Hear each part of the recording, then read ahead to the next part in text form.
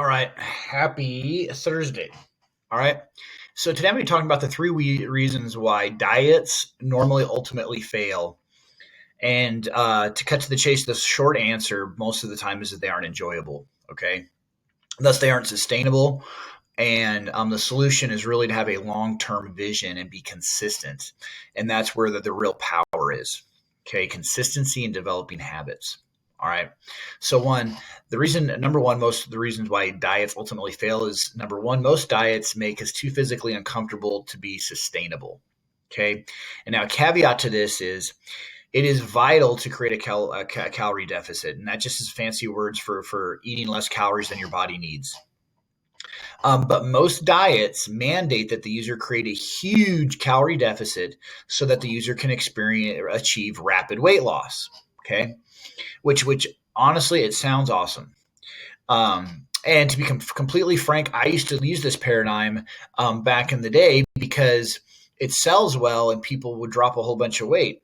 Um, but I had to give that up because dropping the calories too much too fast often has the side effect of the diet or experiencing low energy, fatigue, constant hunger, mental fog, hair loss, decreased athletic performance, poor sleeping, feeling coldness, which is, yes, coldness.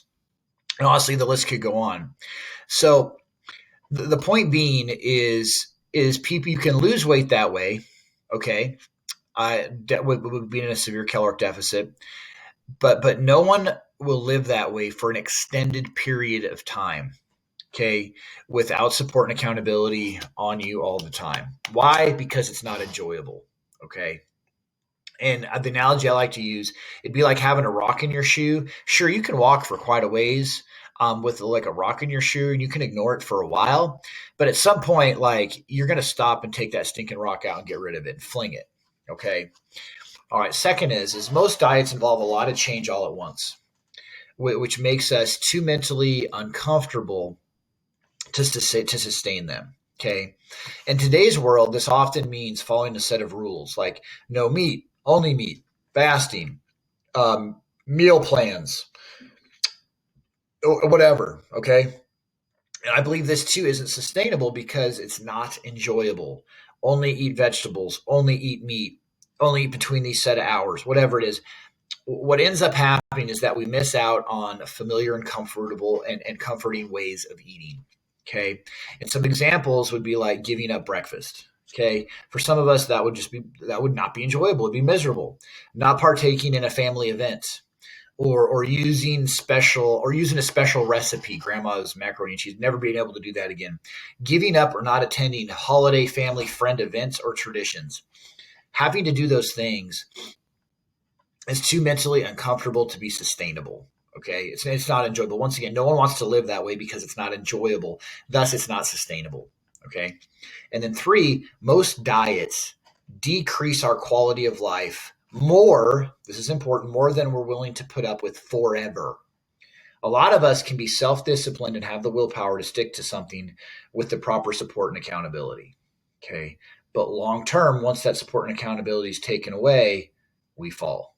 Okay, because we can't do it forever if it's not enjoyable. Okay, if we build your healthy thin eating habits on a pillar of enjoyable, okay, then it's sustainable, and then you can keep implementing it as you progress, as you go on. And basically, this means we're left out of the fun or meaningful experiences of life. Okay, like taking the kids out of spur of the moment for ice cream. Okay, or maybe like having to skip a big treat that one of your friends made. Does that mean we still can sit down and eat the whole brownie plate? No, but we still can have a bite. All right. When you do that too often, okay, suppressing those meaningful life experiences, it's going to affect your mood, okay, and how you feel. And it's pretty more normal to start feeling irritable, bored, and or depressed or frustrated. And plus, if you're like a foodie and you enjoy cooking, you might have just lost one of your favorite hobbies. Okay, cooking for your friends or for your significant other or whatever it is. Um, and I'll say this one last time: if it's not enjoyable, it's not sustainable. All right, and so the takeaway is developing thin and healthy habits is the way to go. Okay. And there are various ways to do that. All right. And yes, it's slower, and you aren't going to magically drop a ton of weight all at once. Unless your habits have been so out of whack by changing just one habit, it makes a significant difference. That does happen, but it's not common. It's not the rule. But it's sustainable, and you create a way of life that's going to allow you to lose the weight and keep it off for the rest of your life. And because at the end of the day, isn't that really the goal? The goal isn't to drop a whole bunch of weight to get ready for your trip to Barbados, right? The ultimate goal is so for you to lose the weight so that you can look good in Barbados next year and the year after, and maybe go to Hawaii, or I mean, I'm thinking tropical. Maybe your dream is to go to Alaska in the summer and hike in a bikini. I don't know. I'm just making stuff up then. But the point is, the idea is to have healthy thin habits so that you can do it forever, not just for a pinprick in time. Okay, not just for a wedding, not just for an event, but forever. Okay. All right. So I hope you have an awesome Thursday. And now the verse of the day is 1 John 1:9. Okay. And on a second note, when I was in eighth grade, we had to memorize the entire book of 1 John. But it's a good book. But I still have that ingrained in my head. And it says, if we confess our sins, he is faithful and just and forgive our sins and purify us from all unrighteousness. And what I personally love about this verse is there isn't a time frame, nor is there anything that is beyond being forgiven. Okay. So there's nothing that I can do to make God love me less. All right.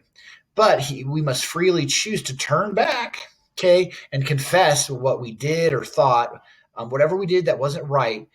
And then we are free, and we're free to do that at any time. Okay. We don't have to suffer X amount of years before we're forgiven. We don't have to do Y amount of things to earn his forgiveness. Okay.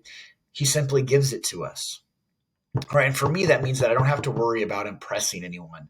Oftentimes, I have this self-imposed pressure of trying to show off and show others that I am significant, that I am worthy.